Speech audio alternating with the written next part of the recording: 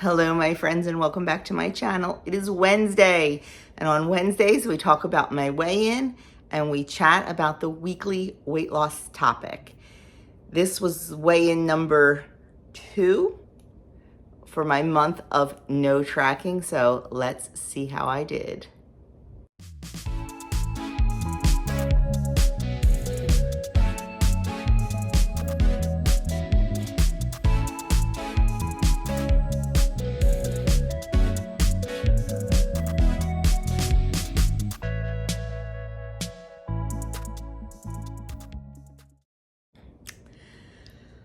Okay, so we're going to talk weigh-in first, as we always do. I am not going to lie to you. I was a little worried. So last night was Halloween, and we had our traditional Halloween dinner of mummy dogs and monster mac and cheese. Now, if you don't know what a mummy dog is, it's a hot dog wrapped in dough. You just use pizza dough or whatever it is. You can use crescent rolls if you want. You can just make pizza dough. That's what I like to do. Wrap up the hot dogs and just bake them in the oven. And then monster mac and cheese is just my homemade mac and cheese with a little bit of green coloring in there.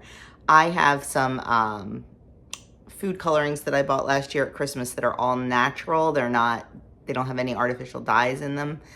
So it was a little more teal than green this year because those natural food colorings aren't quite as vibrant as the fake ones, but it's okay. We've been doing this since the boys were little, and it's just tradition. So anyway, I was really, really worried about weigh-in because of having mac and cheese, which is high in sodium because of the cheddar cheese, and a hot dog. Oh my goodness, they're so high in sodium. I mean, we buy the all beef organic, no nitrates, all that, but they're still high in sodium. So I was worried this morning. Especially like after dinner last night, I went to Plasma and I was so thirsty. And I came home and I was so thirsty. I probably drank between coming home from Plasma and bedtime, probably in a 2-hour span, I drank a little more than a half a gallon of water because I was so thirsty, and I thought, oh my, I know this is from all that sodium. Now, I am a big proponent of salt, but the right kind of salt. Anyway, so I was worried this morning. And then I got in the shower, got done, got dressed, made it to the bottom of the steps and thought, okay, time to film. And I'm like, I can't film. I forgot to weigh in. So I had to go back upstairs, get undressed, weigh in. Anyway, all that 2 minutes and 33 seconds to tell you that I am proud to announce I lost 2 pounds this week. 2 pounds on the dot. Yes, I did. I am thrilled. What did I do different this week? Well, I think with not tracking, it is causing me to be more mindful of what I'm eating. I think before, and I am not knocking tracking. Guys, I lost 65 pounds by tracking every bite of food that went in my mouth. I have tracked every day up until a month or 2 weeks ago. So I am not knocking tracking. But like I explained before in the other video, I just have fatigue right now. And I think with me not tracking right now, I don't want to say I'm worried or anxious, but I'm just more focused on what I'm eating and making sure my portion sizes are correct and good, and making sure I'm not overeating, making sure I'm not snacking because I'm not tracking it. When I track, I see like, ooh, I've got like, it's 7 o'clock at night and I have 400 calories left. That calls for a little snack. And that was the attitude I had some nights. Now, not knowing my calories or my points or whatever it is, I'm a little more cautious. I'll be like, oh, time to sit down and have a snack. And I'm like, well, wait a minute. Are you hungry, Joni? Or do you just want a snack because it's habit, or because it sounds good at the time, or because you're watching a movie, or because you're doing this? So it's really, the not tracking is really, really making me think. And I think that's probably why I had such a good week. We'll see. I don't know. I will tell you, if you saw my weekend vlog, I made that delicious cream cheese apple cake. Phenomenal. But I had one piece. I had one piece at Pinochle night and never touched it again. I brought 2 pieces home for the kids, for Anne and Andrew. But that was it. Like, I mean, I left the rest of it there. And that cake sat on the counter for, I think, 2 days. So it was there if I wanted to eat it. But I didn't. So I really feel like I had a great week. I'm really, really happy with my week. What could I have improved on? My water consumption. Now that the weather's turning a little bit, I'm not as good with water. I just always want to reach for tea right away. So I have to get back to my rule of no tea until I drink my water first. I'm good with that first thing in the morning, drinking my electrolyte water, but I'm not so good the rest of the day. So I need to focus on that a little bit this week. Exercise was really good last week. We need to keep that going. So yeah, down 2 pounds. Couldn't be happier. Okay, let's get right to the topic of the week. If you hear anything, it's because there is a little one here now. He is playing with trucks, so it's all good. We're going to get through this. This week's, this lighting is so bad. It's so hard this time of year. I need to stop being lazy and get my ring light out, but you know how I am. Anyway, we'll just have to play in the shadows, I guess. Sorry. How to manage a craving in 2 minutes. Let's see what they have to say, because I know I get cravings. Whether you get cravings for certain foods or just, I'm working on this, sorry. So professional, my friends. Whether you get cravings for certain foods or just feel the urge to snack when you're, insert any emotion here, know that eating when you are not actually hungry is 100% normal and 100% can be changed. Try this. Get comfy and close your eyes. Concentrate on your breathing. Picture an ocean with gentle waves. Notice how they rise, fall, and disappear again and again. Imagine each wave as your urge to eat. Watch as each thought, feeling, and urge itself passes you by. Acknowledge and accept what you are feeling and thinking. And after 2 minutes, take 3 deep breaths and come back to the present moment. So basically, they want you to use psychology to conquer your cravings. I definitely agree with the waiting part. The minute you have a craving, that craving does not have to be fed, because cravings can be very, very fleeting, just like a lot of other things. And you know, sometimes you think you're going to have FOMO, fear of missing out, if you don't have that food right away. But then if you do, and it wasn't as wonderful as you thought it was going to be, then you've got the guilt. So there has to be a balance in there. At some point, my friends, we are all going to give in to our cravings, and we need to sometimes. It is not a bad thing. It is not a wrong thing to give in to your cravings, but you cannot give in to every single solitary craving and say, well, it's not a bad thing to give in to my cravings, because not all cravings need an end, need a fulfilling end. So let me see what else they have to say, and then we'll... Apparently Bo has a lot to say. I'm not sure if you can hear him. It says, let's dive a little deeper. When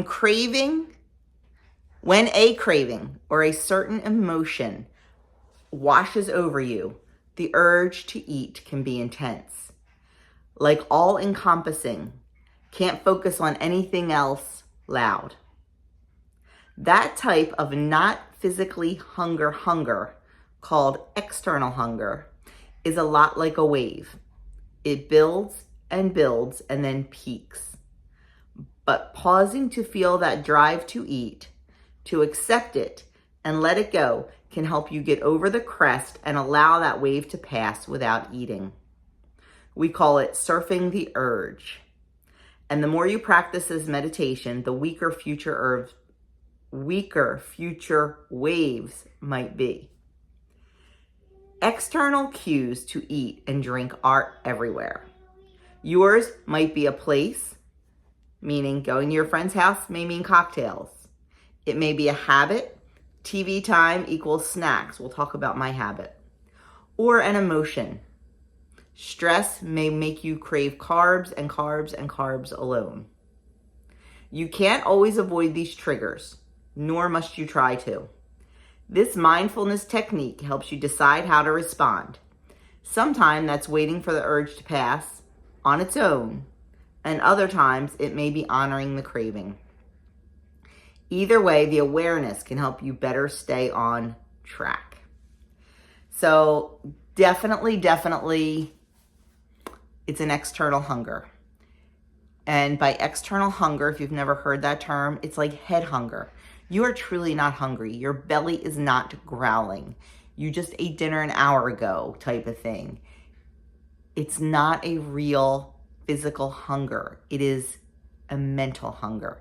Maybe you all of a sudden are craving a candy bar because you just saw a Hershey's commercial or a Reese's commercial on television. Maybe all of a sudden you are craving a big bowl of pasta because you just got some bad news and carbs make you feel better. Maybe you are craving, I don't know, ice cream because the new ice cream place in town just opened up. These are all external hunger cues. You want it because you see it. You want it because you think about it. You want it because you smell it. You want it because you hear about it. You want it because that seed is planted. You don't want it because you're hungry. Because if you're hungry, you can go eat a bowl of broccoli and you won't be hungry anymore. But if it's emotional, if it's that mental head hunger, that broccoli is going to do nothing for you. You want the ice cream or the cocktail or whatever it is. So we have to separate those.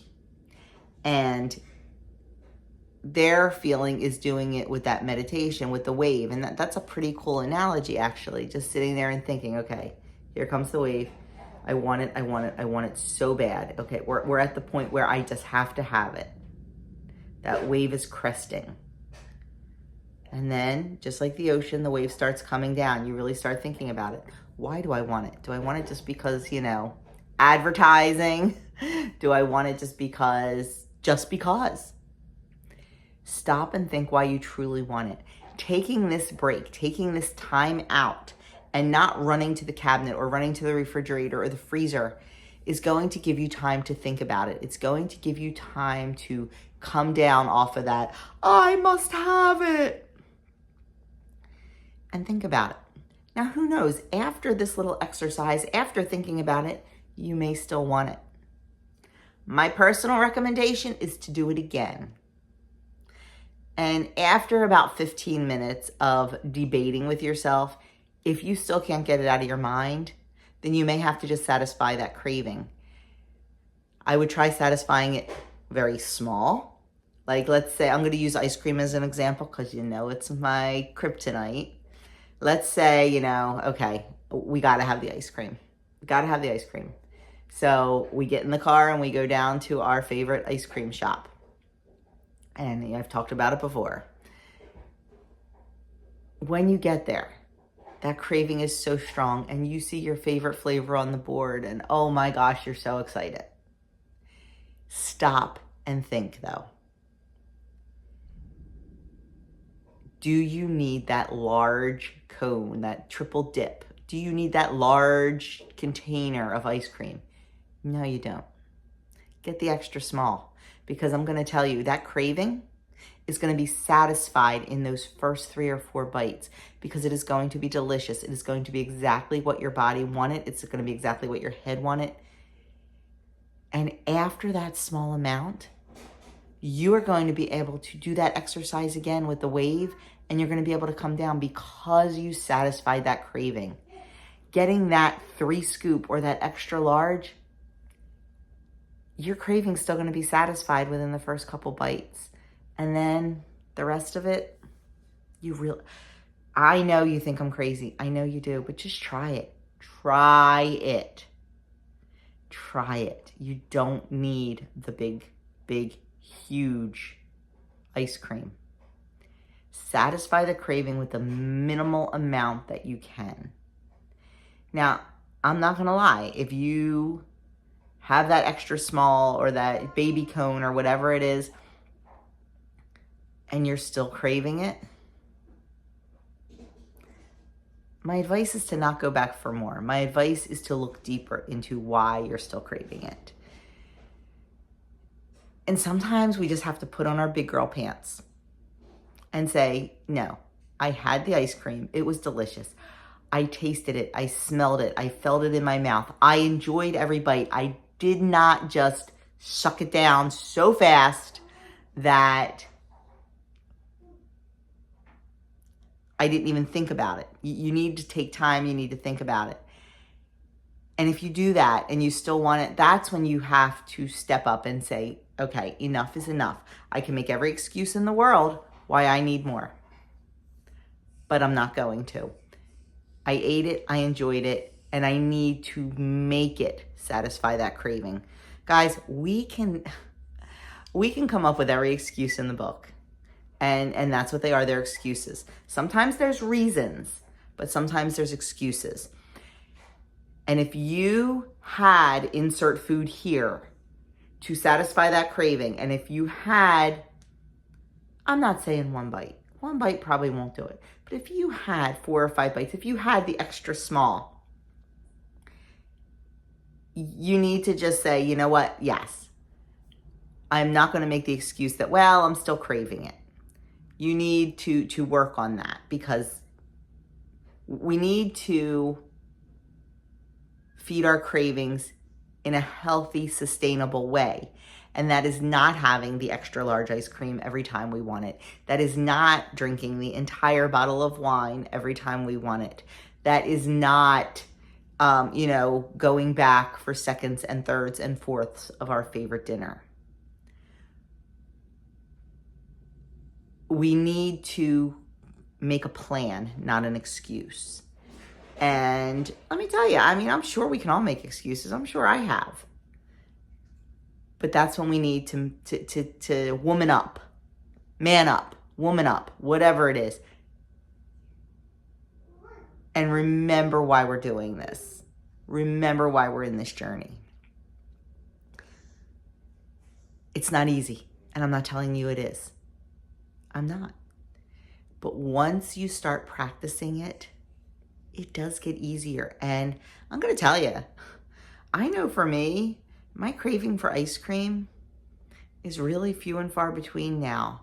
And this coming from the girl that used to eat a bowl, and I mean a bowl.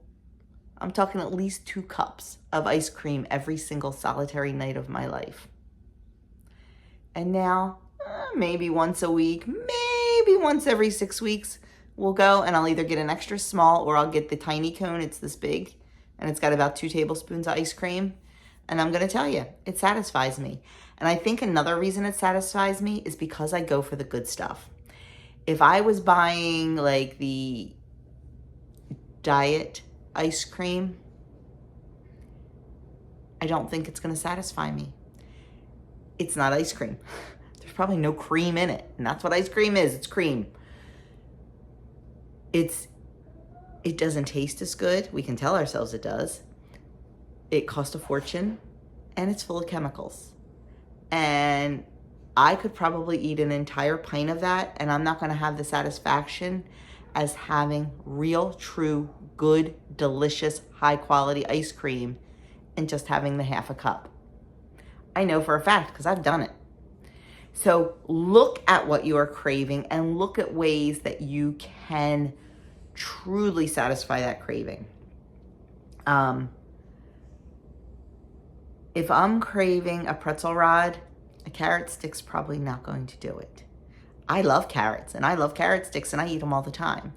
But if I'm craving a pretzel rod and that's all I can think about, I can try replacing it with a carrot stick, but 10 to 1, it's not going to work. So think about it and don't feel bad if the replacement is not working for you. I'm going to tell you right now, like everybody uses Greek yogurt as a sour cream replacement. And I think that's wonderful. Greek yogurt's wonderful. It's so high in protein. It's so good for you. I can't do it. I love sour cream. I have tried, and nope, not working for me. And that's okay because we're all different. Sometimes you just need the real thing. You just have to remember that if you're feeding that craving, to do it mindfully. You know, one of the things they said definitely resonated with me, and it was talking about external cues to eat, and it said about TV time equals snacks. You've heard me talk about it. I have a huge TV time equals snacks when it comes to one show and one snack in particular. That show is Survivor and that snack is popcorn. I don't know why and how it ever started, but it did and it does. And I love a bowl of popcorn when I'm watching Survivor.